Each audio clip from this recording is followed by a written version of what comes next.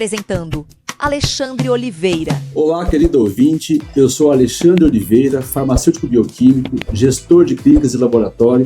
Estamos aqui hoje para te apresentar o mais novo podcast que vai revolucionar a saúde e informação para você na sua casa, no seu lar. Bem-vindo ao Check-up da Saúde. Check-up da Saúde será o podcast a partir de hoje que trará para você informação, trará para você tudo relacionado à saúde, a exames laboratoriais, a consultas médicas, a qualquer informação que nós trouxermos para você aqui referente à sua saúde e à saúde da sua família. Nosso intuito nesse podcast é trazer para você informação, enriquecer você, para que você possa estar atento às novidades e às tendências do mercado referente à saúde como um todo. Nós estamos aqui hoje, nessa primeira entrevista, com o Dr. Fabrício. O Dr. Fabrício ele é mestre em biologia molecular, formado pela Fiocruz, e ele vai falar hoje com a gente sobre biologia molecular. A biologia molecular ela vem crescendo no mercado brasileiro, não só no Brasil, mas como no mundo também, e é uma alternativa hoje para o profissional de saúde estar buscando diagnóstico mais preciso e assertivo, aonde com isso a Biomol, que nós batizamos a biologia molecular de Biomol, ela vem aí foi muito conhecida, na verdade, na época do Covid, né, que a biologia molecular estourou aí por causa dos diagnósticos rápidos. Por quê? Porque ela é um resultado assertivo, onde nós trabalhamos não somente o patógeno, mas nós trabalhamos com o DNA do patógeno. Uma vez que eu trabalho com o DNA do patógeno, ele vai dar um diagnóstico preciso e também confiável. Eu estou aqui com o Dr. Fabrício, né? O Dr. Fabrício aí, ele trabalha na Aliança Diagnóstica, no setor de biologia molecular, e nós vamos tirar alguns mitos, algumas verdades, algumas dúvidas, algumas inseguranças que alguns pacientes têm, até profissionais médicos também têm. Então o objetivo nosso hoje nesse podcast é falar um pouco sobre a biologia molecular.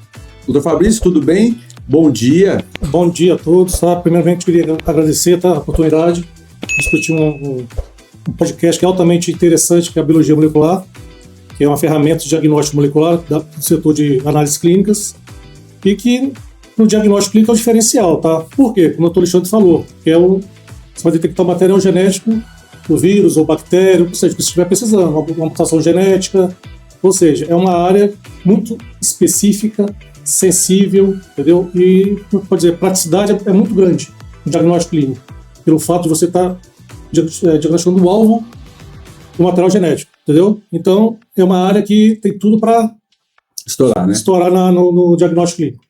É sempre importante a gente ressaltar que este podcast aqui, ele tem caráter educativo, tá? E não substituir qualquer consulta ou diagnóstico clínico. O objetivo nosso aqui é trazer para você informação, trazer para você conhecimento do que mais tem de novo no mercado. Então, você que é ouvinte aí da Aliança Diagnóstica, do nosso podcast, você vai estar tendo e sendo bombardeado de conhecimento, porque os profissionais que forem vir a partir de agora nesse podcast vão trazer conhecimentos que é importante para o seu dia a dia, para a sua saúde, tanto nas causas quanto na prevenção. Então, esse é o nosso maior intuito, trazer informação para você aí na sua casa, tá bom? Então, a gente vai continuar aqui, doutor Fabrício, né? Qual que é o objetivo principal da Biomol? Bom, o principal objetivo da biologia molecular, do diagnóstico molecular em si, é um diagnóstico rápido e preciso. Tá, como eu falei anteriormente, a gente está precisando de um material genético no meu alvo. Esse alvo pode ser o quê? Uma bactéria, um vírus, uma mutação genética, uma expressão gênica, um gene que vai causar um tipo de câncer. Ou seja, é uma área altamente específica. Tá? Eu posso também, por exemplo, um tecido ali de uma endoscopia, por exemplo, que o médico está desconfiado de um possível carcinoma, eu posso pegar esse fragmento de tecido, eu posso detectar alguns marcadores também com isso? Sim. Por exemplo, hoje aqui no Aliança nós realizamos a expressão gênica do gene HER2, tá? Para câncer de mama. A gente quantifica esse gene, tá? Através do seu nível de expressão gênica, e a gente relaciona ele com a imunohistoquímica e o FISH. Dependendo da quantidade do nível de expressão gênica, o médico já consegue entrar diretamente no tratamento. Ou seja, como diz anteriormente, é altamente específico. Tá? Perfeito. E como que eu posso explicar para o nosso ouvinte lá de casa a diferença entre o exame tradicional da biologia molecular? Bom, o exame tradicional hoje, vamos dar dois exemplos aí. Temos o diagnóstico microbiológico, tá? A gente realiza a parte de culturas, né? E tem também a parte de bioquímica, ou seja, a parte de sorologia, a parte de imunologia, né? Que é a sorologia em si. Pelos métodos de imunofluorescência, né? Isso aí. A parte de sorologia, tá? Como é que funciona? A gente tem, para um exame de sorologia da positivo, a gente tem que ter a janela imunológica. Ou seja, tem intervalo de tempo o seu anticorpo reconhecer ali o patógeno e criar anticorpos para detectar o exame dar positivo. Tá? Já na biologia molecular, se você tiver um vírus ou bactéria infectando você ali, independente de carga viral, tá? Alto ou baixo. 10 cópias você já consegue detectar o vírus. Por quê? Ou a bactéria em si. Por quê? Desculpa. Porque meu alvo é o material genético. Uma aguinha? Deixa eu pegar pra você uma aguinha aqui. O alvo é o material genético, tá? Ou seja, eu não preciso esperar a reação imunológica do vírus da bactéria. Então eu posso, na verdade, ter uma antecipação já desse diagnóstico, né? Porque até esperar o paciente adquirir a carga viral necessária para detectar no exame sorológico, na biologia molecular eu já consigo antecipar esse problema, né? É isso aí. Outro exemplo que é importante, por exemplo, uma cultura, a de microbiologia. Em média, é de 3 a 5 dias para crescer uma bactéria. Um exemplo clássico, tá? Micobactéria tuberculose. O paciente está suspeito de micobactéria tuberculose. Tá? A gente vai lá, faz o quê? Faz o BAR, que dá para ter uma visão mais ou menos. Mas se o paciente tiver com a carga bacteriana baixa, você já não consegue ver o BR. Tá? Aí você vai fazer a cultura. Uma cultura de TB hoje, micobactéria tuberculose, é em média aí de 35 a 60 dias. Entendeu? Reformulando. A biologia molecular, a bactéria estando presente naquela amostra, pode ser escarro, biópsia, o que for, você faz no mesmo dia, dependendo da urgência, você consegue detectar a bactéria. Então quer dizer, com 24 a 36 horas eu consigo liberar esse resultado. Porque a gente está detectando ali o gene alvo. O gene da bactéria, tá? Inclusive, porque a gente que não lê esse diagnóstico, além de fazer a detecção molecular do micobactéria tuberculose, a gente vai também detectar se aquela bactéria é resistente ao antibiótico. Ou seja, já é um parâmetro a mais para o médico que é super importante, né? E a gente percebe também, doutor, né, que existem algumas bactérias, como o Mycoplasma, por exemplo, que são difíceis de detectar na cultura. Né? Isso aí. Então é difícil de detectar, então às vezes sai um exame falso negativo. E o paciente está infectado, porém não detectou, e na biomol a gente consegue, através da secreção ali, como a gente detecta realmente o núcleo, o DNA do patógeno, independente da carga viral ali, fez a replicação, detecta em tempo-alvo, como nós já tivemos exemplos aqui de pacientes com infecções recorrentes, né, que não usava na cultura, e com a biomol detectou e foi tratado, né? Sim. Então isso é importante também ressaltar para o nosso ouvinte, que vem como um auxílio a mais na medicina e tempo de resposta mais rápido, né? É isso aí. Por exemplo, o paciente hospitalar, isso aí é super importante. Você imagina o tempo que o paciente está internado, ele pode transmitir para outros pacientes, e aí? Custo para o hospital, tem o medicamento, pode contaminar outras pessoas, ou seja, veja a importância do diagnóstico. Tá? Perfeito. E me fala uma coisa, a biomol hoje a gente pode relatar que ela atua em várias áreas, né? Da medicina, né? Sim. Desde a parte de ginecologia, pediatria, gastro, proctologia, ou seja, de todas as áreas. Hoje a biomol está em todas as áreas. Inclusive, tanta importância que até o próprio SUS agora está mudando, né? O perfil do Papa Nicolau, que agora, qual que é o intuito do Papa Nicolau? O Papa Nicolau é detectar células alteradas com possibilidade de câncer, né? Então, quando a gente faz a lâmina ali e faz o estudo microscópico, você detectou qualquer tipo de alteração celular, a gente dá o diagnóstico dizendo que está com alteração celular, e aí o profissional ele vai fazer uma biópsia para detectar qual que é o grau de lesão e o grau que está aquele possível câncer, vamos dizer assim. Porém, na biologia molecular, eu tendo essa amostra desse tecido ou amostra dessa secreção, eu consigo detectar qual que é o agente do HPV, porque ele é o causador do câncer de colo do útero, né? Um dos, né? Enfim, então, consequentemente a isso, se eu tenho ali hoje um exame preventivo por biologia molecular, para detectar o HPV, eu consigo sim detectar tanto os agentes patógenos quanto não patógenos, vamos dizer assim, né? Que são os causadores ali. Então, é uma revolução hoje na saúde, né? De alto e baixo risco, né? Isso. É uma coisa importante, só para salientar aqui. Por exemplo, o paciente fez o preventivo, tá? E, por exemplo, tá com subtipo 16, só que tá com uma baixa carga viral. Você não consegue ver no preventivo, você não consegue observar, viu? Já na biologia molecular, com certeza você vai detectar.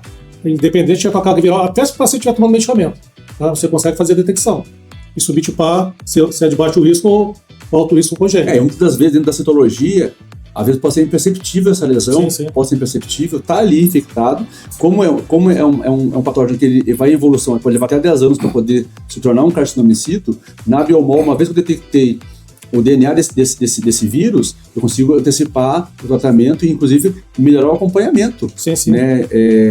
Para evitar o avanço da doença, né?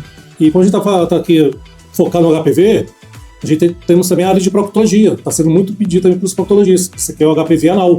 Inclusive, eu já realizei vários exames e detectado para HPV de alto risco ainda. E o interessante, além do colo retal, né, do anal ali, também tem muita procura também por odontólogos também, isso né? Aí, Porque um dos maiores também índices de câncer de boca no Brasil, no mundo hoje, é o câncer de boca, na verdade, e também o agente causador é o HPV, né? Isso por quê? Porque a gente entende, né, até por causa da promiscuidade e tudo mais, as pessoas hoje não têm tanto cuidado, não levam tanto a atenção quanto a isso. E isso é um fator importante de contaminação, porque ela é uma doença, ele é um vírus invisível. Ele é um vírus que, na verdade, ninguém vê depois que ele começa a aparecer as feridinhas, né? Então tem que ter muito cuidado quanto a isso. Então o objetivo nosso aqui é trazer essa informação para o ouvinte, para que ele possa, na verdade, entender que hoje tem como prevenir, né? E ele pode, através de uma consulta médica, consulta com o seu profissional prescritor, pedir, doutor, eu estava vendo, eu vi que tem outros exames mais modernos, o que a gente pode fazer? Porque isso é importante, que ele vá e também debata com o seu profissional possíveis condutas diagnósticas, né? Então, a gente pode dizer, então, que a biologia molecular não é um futurismo, ela já faz parte da medicina atual. Com certeza, eu gosto de citar que é o futuro presente, né? Que já está aí, inclusive a parte do HPV aí, que o senhor citou aí, esse ano já é obrigatório fazer, tá? Vai substituir o Papa Nicolau, tá? Que é a subtipagem de DNA do HPV. Tá? E outra coisa também, a gente realiza em qualquer tipo de amostra, tá? Tanto como for biópsia, por exemplo, HPV lavado vaginal, suave no vaginal, lavado qualquer tipo de amostra. Qualquer tipo de tecido. É isso aí. Doutor Fabrício, outra pergunta. Quando solicitaram o exame de biologia molecular, a gente sabe também que muita gente acha que a biologia molecular ela só entra em casos mais graves, urgentes, né? Mas a gente sabe que não é bem assim. Então, quando que a gente pode, o profissional médico ou o próprio cliente pode sugerir ou pode solicitar o médico para o paciente ou o paciente sugerir para o médico solicitar esse exame? Sim, primeiramente, vamos lá, conduta clínica do médico lá. O paciente, por exemplo, está com a candidíase de repetição, tá? Ou seja, pede um diagnóstico molecular, que a gente consegue detectar, por exemplo, 7 tipos de cândida no exame de biologia molecular. Outra coisa, a rapidez no diagnóstico. Nós realizamos aqui na Aliança o painel respiratório, tá? Onde pegamos 4 subtipos de vírus respiratórios, tá? Inclusive, vamos introduzir futuramente agora, em breve, o H3N2, tá? Que teve até essa epidemia aí nos Estados Unidos e provavelmente agora no inverno deve vir para cá, para o Brasil. E, por exemplo, paciente da criança de UTI infantil, o painel respiratório é super essencial, para rapidez no diagnóstico, ou seja, 24 horas você tem o resultado. Tá? Lembrando que hoje o único laboratório que tem a própria laboratório de biologia molecular privado é o Aliança Diagnósticos, né? Sim, isso aí. Com todo o aparato científico, equipamento de última geração. E vamos lá, continuando aqui, também é importante do diagnóstico molecular é especificidade. Por quê? Você trabalha com DNA, já falei isso claramente, estou frisando. Ou seja, é um exame muito específico. Tá? E, por exemplo, o paciente já está com suspeita de por exemplo, uma gripe. Chega o médico e solicita, pode ter como fazer um painel respiratório?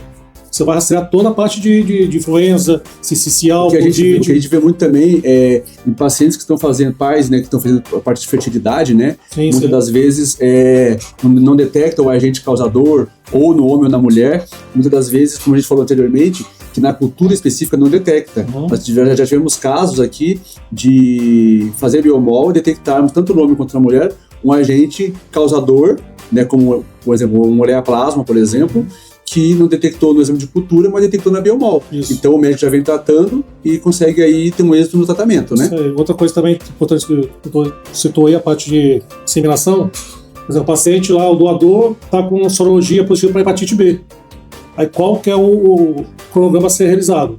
O médico vai pedir um diagnóstico molecular de hepatite B, tá, no sêmen do doador. A gente vai realiza, porque se estiver ausente, não detectado, aí confiar fazer a inseminação.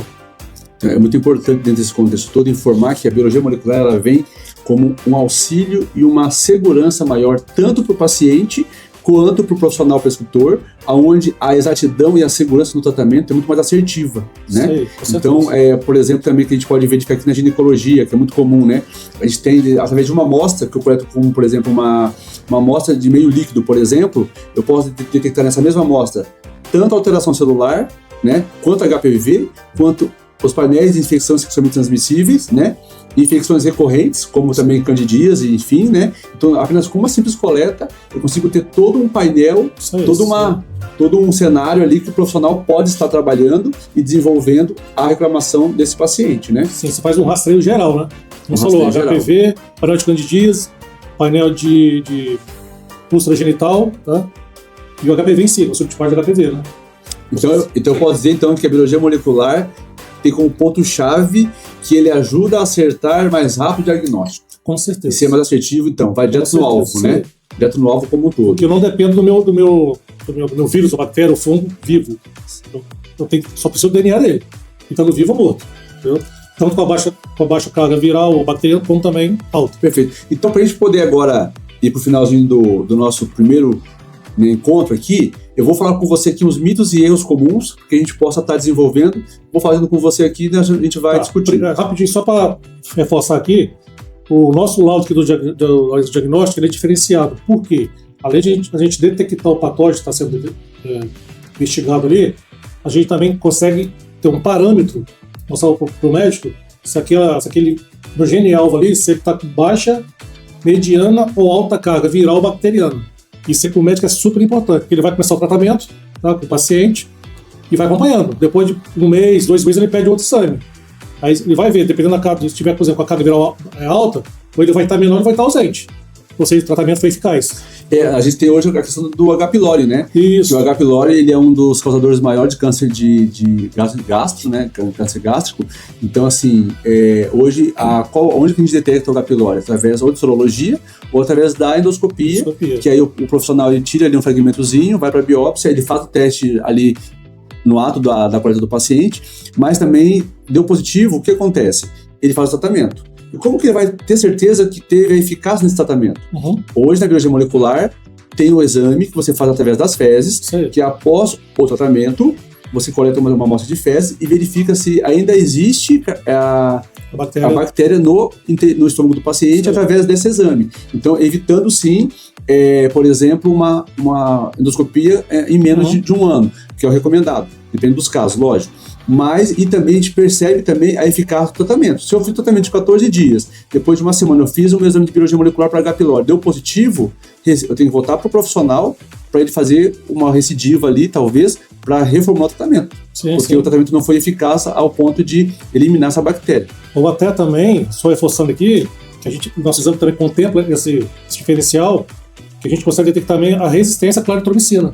Ou seja, além de você fazer esse acompanhamento do tratamento, você consegue ver se o antibiótico está sendo resistente ou não pela bactéria. Perfeito. Outra coisa importante também que a gente pode também pensar que quem tem criança pequena, que quer evitar, por exemplo, os pediatras, né, que querem evitar um processo invasivo com endoscopia em criança, ele pode já ter como perfil o exame de biomol para H. pylori nas fezes da criança para evitar qualquer tipo de situação aí de um procedimento invasivo, né? A gente pode pensar nessa questão. Vamos lá, mitos e erros. Posso pedir exame de biologia molecular ou só o médico pode pedir? Você pode sugerir ao médico, tá? Eu estou com a gripe aqui que não consigo tratar, pede um painel respiratório, que você vai direcionar qual patógeno está detectando. Mas, assim, é só uma conduta clínica, o médico vai te direcionar, entendeu? Qual exame tem que fazer, qual a subtipagem. Ele vai unir a clínica com sintomas e sinais, né? Que é o mais importante. Então, posso considerar que seria um mito. Com certeza. Né? Segundo, biologia molecular só é usada em doenças graves? Não, com certeza não. Entendeu? Questão de rastreio, entendeu? De infecção. Prevenção diagnóstica. Entendeu? Detecção também de certo tipo de câncer. Você pode fazer uma prevenção. Perfeito. E outra pergunta aqui. Esses exames são caríssimos e inacessíveis? Não, hoje em dia o custo é bem... Sem contar o seguinte também, o custo-benefício, né? Se você detectou rapidamente o que está te causando, já consegue o tratamento e agora, se você não consegue ir postergando aquele tratamento ali, você vai gastando mais dinheiro com medicamento, até com internação. Analisando aqui a questão da biologia molecular, eu como citologista, eu faço muito exame de preventivo de colo do útero, né? Então, quando a gente vê uma pequena alteração ali dentro da leitura microscópica, a gente sabe que o câncer de colo do útero ele pode levar até 10 anos para ele evoluir. E quando ele se descobre, já causou ali uma alteração e também uma metástase, né?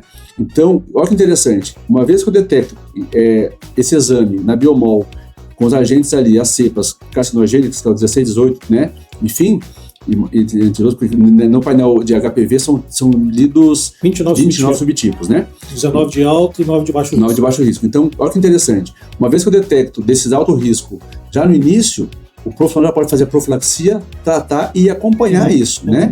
Então, consequentemente a isso, a gente evita um risco muito grande de uma incidência ali, daqui a 10 anos essa paciente desenvolveu esse câncer. Por quê? Porque a biologia molecular ela antecipou, detectou o DNA desse patógeno ali que poderia causar no futuro um estrago na vida dela, né? Até acarretar a própria vida dela, vamos dizer assim, né? Com certeza. Então é importante dizer que realmente a tecnologia vem avançando para modo que a saúde como um todo, a saúde preventiva, ela tem realmente aí significado clínico satisfatório à população, né? Sim.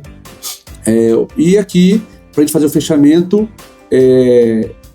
eu agradeço imensamente aí a sua participação, doutor Fabrício, né, que o nosso podcast Check-up da Saúde, ele veio para ficar, ele veio para trazer para você informação, veio para trazer para você qualquer tipo de dúvida. Você pode acessar aí na nossa caixinha e pode colocar suas dúvidas com quem que você quer que a gente traga nas nossas próximas entrevistas, né, que a gente está aqui para ouvir você e as suas dúvidas. Caso tenha alguma dúvida, contate aí com a gente no nosso canal, que a gente está aí para te atender e te ajudar a esclarecer qualquer tipo de dúvida que você tenha referente à saúde como um todo. Agradeço imensamente a sua atenção. Até a próxima. Quero agradecer ao Dr. Alexandre pela oportunidade de passar para vocês um pouco da biologia molecular, tá? A importância da biologia molecular, e o Aliança está aí, gente, com o setor aqui de biologia molecular estruturado, precisando, é só entrar em contato, tá? É isso aí. Obrigado, Fabrício. Até mais, pessoal.